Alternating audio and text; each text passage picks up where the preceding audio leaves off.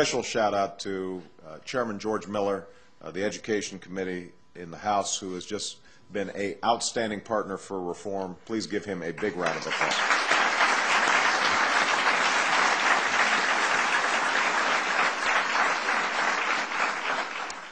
You know, from the moment I entered office, my administration has worked to beat back this recession by creating jobs and unfreezing credit markets, and extending unemployment insurance and health benefits to Americans who are out of work. But even as we've worked to end this immediate crisis, we've also taken some historic measures to build a new foundation for growth and prosperity that can help secure our economic future for generations to come. One pillar of this new foundation is health insurance reform that can control deficits and reduce costs for families and businesses and provide quality, affordable health care for every American. Another pillar is energy reform that makes clean energy profitable and creates green jobs that can't be outsourced and frees America from the grip of foreign oil. We're also working to enact financial reforms that will set up firm rules of the road to help prevent an economic crisis like the one we've just gone through from ever happening again.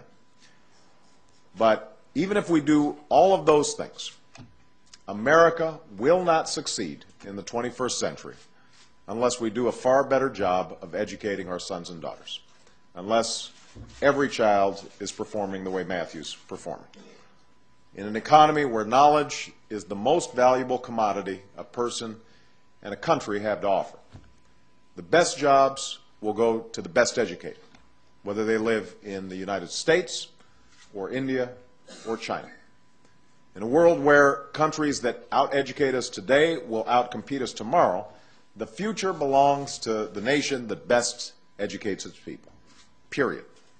We know this. But we also know that today our education system is falling short. We've talked about it for decades, but we know that we have not made the progress we need to make. The United States, a country that has always led the way in innovation, is now being outpaced in math and science education. African American and Latino students are lagging behind white classmates in one subject after another, an achievement gap that, by one estimate, costs us hundreds of billions of dollars in wages that will not be earned, jobs that will not be done, and purchases that will not be made. And most employers raise doubts about the qualifications of future employees, rating high school graduates' basic skills as only fair or poor. Of course, as I said before, we've talked about this problem for years. For years, we've talked about bad statistics and an achievement gap. For years, we've talked about overcrowded classrooms and crumbling schools and corridors of shame across this country. We've talked these problems to death, year after year, decade after decade, while doing all too little to solve them. But thanks to Arnie's leadership, thanks to George Miller's leadership, thanks to all the dedicated Americans in state houses and schoolhouses and communities across this country, that's beginning to change. We're beginning to break free from the partisanship and the petty bickering that have stood in the way of progress for so long. We're beginning to move past the stale debates about either more money or more reform, because the fact is we need both. We're beginning to offer every single American the best education the world has to offer, from the cradle to the classroom, from college to careers. In recent months, I've spoken about the different parts of this strategy. I've spoken about what we're doing to prepare community college students to find a job when they graduate, to make college and advanced training more affordable, and to raise the bar in early learning programs. Today, I want to talk about what we can do to raise the quality of education from kindergarten through senior year. Because improving education is central to rebuilding our economy, we set aside over $4 billion in the Recovery Act to promote improvements in schools. This is one of the largest investments in education reform in American history. And rather than divvying it up and handing it out, we are letting states and school districts compete for it. That's how we can incentivize excellence and spur reform and launch a race to the top in America's public schools. That race starts today. I'm issuing a challenge to our nation's governors, to school boards and principals and teachers, to businesses and non-for-profits, to parents and to students. If you set and enforce rigorous and challenging standards and assessments, if you put outstanding teachers at the front of the classroom, if you turn around failing schools, your state can win a race to the top grant that will not only help students outcompete workers around the world, but let them fulfill their God-given potential. This competition will not be based on politics or ideology or the preferences of a particular interest group. Instead, it will be based on a simple principle: whether a state is ready to do what works. We will use the best evidence available to determine whether a state can meet a few key benchmarks for reform. And states that outperform the rest will be rewarded with a grant. Not every state will win, and not every school district will be happy with the results. But America's children, America's economy, America itself will be better for it. Now, one of the benchmarks we will use is whether states are designing and enforcing higher and clear standards and assessments that prepare a student to graduate from college and succeed in life. Right now, some states like Massachusetts are setting high standards, but many others are not. Many others are lowballing expectations for students, telling our kids they're prepared to move on to the next grade even if they aren't, awarding diplomas even if a graduate doesn't have the knowledge and skills to thrive in our economy. That's a recipe for economic decline, and it has to stop. With the Race to the Top Fund, we will reward states that come together and adopt a common set of standards and assessments. Now, let me be clear. This is not about the kind of testing that is mushroomed under No Child Left Behind. This is not about more tests. It's not about teaching to the test. And it's not about judging a teacher solely on the results of a single test. It is about finally getting testing right, about developing thoughtful assessments that lead to better results, assessments that don't simply measure whether students can use a pencil to fill in a bubble, but whether they possess basic knowledge and essential skills like problem solving and creative thinking, creativity and entrepreneurship. And already 46 states are working to develop such standards. I urge those 46 states to finish the job. I urge the other 4 to get on board. One of the other benchmarks we'll be using in awarding Race to the Top grants is whether outstanding teachers are being placed in our classrooms. From the moment a student enters a school, the single most important factor in their success is the person in front of the classroom.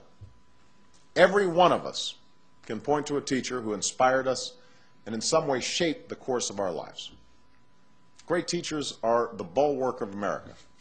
They should be valued and they should be honored. Few have worked harder to do that than our national union leaders.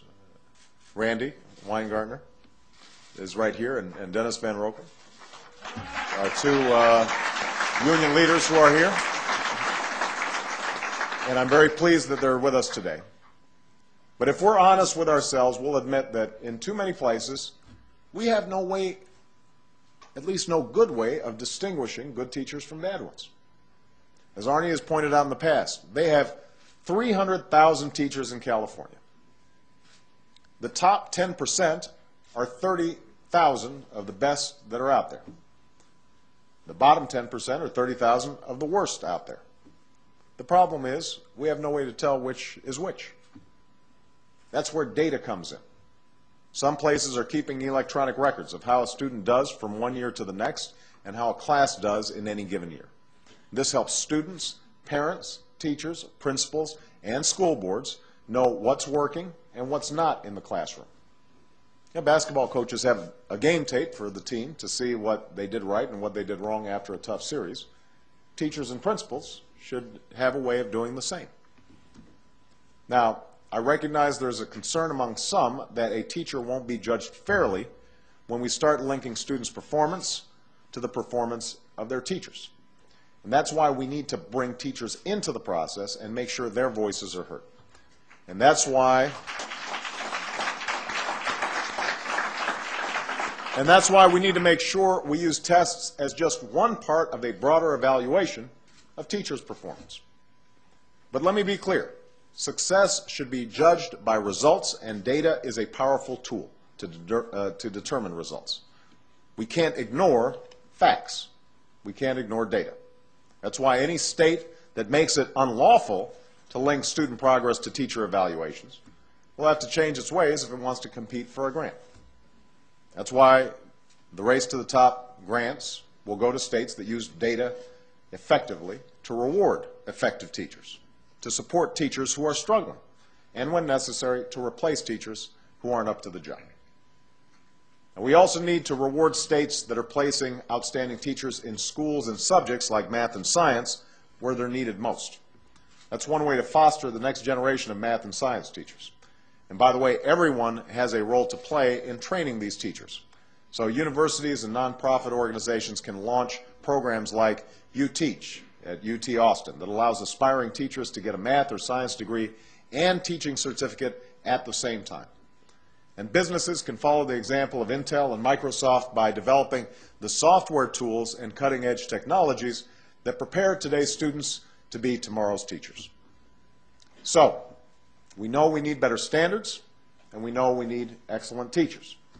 But we also know that a number of chronically underperforming schools will require an extra effort to get back on their feet. Roughly 5,000 schools across this country, the bottom 5%, fall into this category. In fact, just 2,000 high schools produce over 50% of America's dropouts. Now, there's no silver bullet when it comes to turning these schools around. We know that many of these schools are in very tough neighborhoods, and kids are coming to school already with some significant problems. And the most effective and innovative approaches will be developed outside of Washington in communities across this country. The best ideas will come from educators who are helping a young man who's far behind to catch up, or helping a young woman master the English language, or going the extra mile for a student with special needs. Change will come from the bottom up. But what we can do, all of us in federal government, is reward states that are pursuing forceful and effective and consistent approaches with Race to the Top grants. There are a number of different strategies that school districts are employing to fix these schools that are in such tough shape. One strategy involves replacing the principal, replacing much of the staff, and giving the school a second chance. Another strategy involves inviting a great nonprofit to help manage a troubled school. A third strategy involves converting a dropout factory into a successful charter school.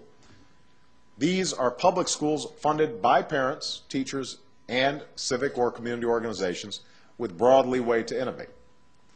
Now, we can't hold charter schools to lower standards than traditional public schools. If a charter school is falling short year after year, it should be shut down. But if we're holding charter schools accountable, and if we are holding them to a high standard of excellence, then I believe they can be a force for innovation in our public schools. And that's why I've encouraged states to lift caps on the number of charter schools that are allowed. Something being done in Louisiana, Indiana, and across the country. And that's why we will reward states that pursue rigorous and accountable charter schools with Race to the Top fund grants. Better standards, better teaching, better schools, data-driven results. That's what we will reward with our Race to the Top fund. But as I've said before, fixing the problem in our schools is not a task for Washington alone. It will take school administrators, board presidents, and local union leaders making collective bargaining a catalyst and not an impediment to reform. It will take business leaders asking what they can do to invest in education in their communities. It will take parents asking the right questions at their child's school and making sure their children are doing their homework at night. And it will take students, I'm not worried about Matthew, but all the other ones, including my daughters, showing up for school on time and paying attention in class. Ultimately, their education is up to them. It's up to their parents, it's up to their teachers, it's up to all of us. I'll never forget a school I visited one day when I was a community organizer in Chicago. As I walked around the school with a principal, I remember saying to her how wonderful it was to see all these kids so full of energy and hope and the spark in their eye. And when he asked them what they were going to be when they grew up, they said, we're going to be doctors and lawyers, and they all had these big dreams for the future. And I remember the principal saying that soon all that would change, that in a year or two something would shut off inside as they began to realize their hopes wouldn't come to pass. Not because they weren't smart enough, not because they weren't talented enough, but because they didn't see a pathway to success. And that's true of too many children in this country. Maybe they don't have a great teacher, maybe they don't find their classes exciting, maybe they aren't being challenged at school, maybe their parents aren't pushing them the way they need to, maybe nobody's setting high expectations for them, maybe they can't afford a college education, maybe they don't know anybody who's ever gone to college. And the reason you're here, the reason Arnie's here, the reason I'm here, is to make sure that we are giving all of those children, all our children, the pathways they need to make the most of their abilities, to make the most of their opportunities, to make the most of their lives. I'm absolutely confident that if I do my part, if Arnie does his part, if our teachers do their part, if you do yours, if the American people do theirs, then we will not only strengthen our economy over the long run, and we will not only make America's entire education system the envy of the world, but we will launch a race to the top that will prepare every child everywhere in America for the challenges of the 21st century. I'm convinced we can do that. But it's not going to come easy. It's not going to come quick. We're going to have staying power. We're going to have to be consistent. We're going to have to put the interests of our children ahead of our own parochial interests. But we have no choice. And I'm absolutely confident that we can make it happen. Thank you very much, everybody. God bless you.